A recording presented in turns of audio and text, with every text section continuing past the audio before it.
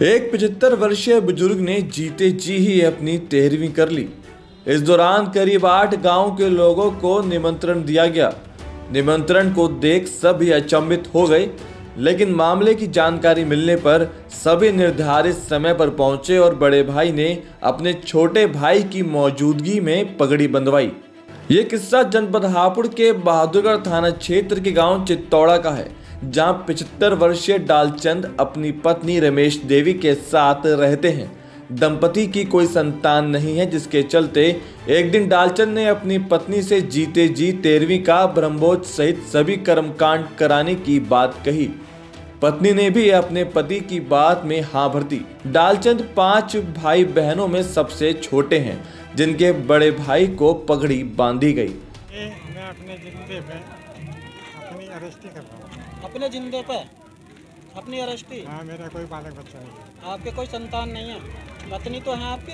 हाँ, ये आपकी पत्नी है, आपके कोई संतान नहीं है, तो इसलिए आप अपने जीते जी अपनी मर्जी से कर रहा हूँ, अपनी मर्जी से। किसी का कोई दबाव नहीं। अच्छा, किसी को कोई? कितनी उम्र हो गई होगी आपकी? 75 साल। तो आपने सब यहाँ पर पगड़ी वगैरह जो सारी रस्म है, वो सारी रस्म भी कराई होंगी? हाँ, हो रही है। रिश्तेदार मेहमान सब 7-8 गाँव।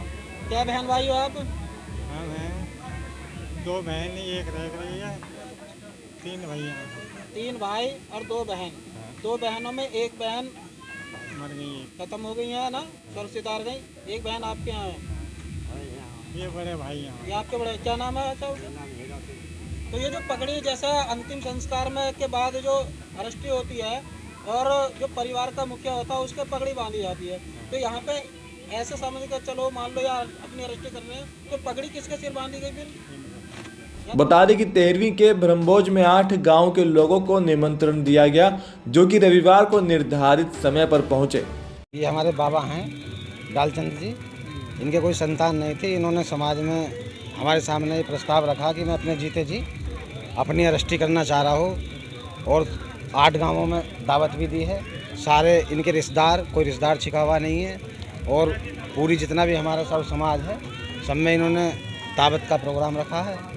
और इनकी ये मतलब अपनी स्वेच्छ इच्छा थी कि मैं अपने सामने ही अपनी जो भी ये मतलब अरेस्टी का कार्यक्रम होता है उसे मैं अपने सामने ही संपन्न करूँ। डालचंद का कहना है कि उनकी कोई संतान नहीं है, ऐसे में उनके पीछे 13वीं कौन करेगा।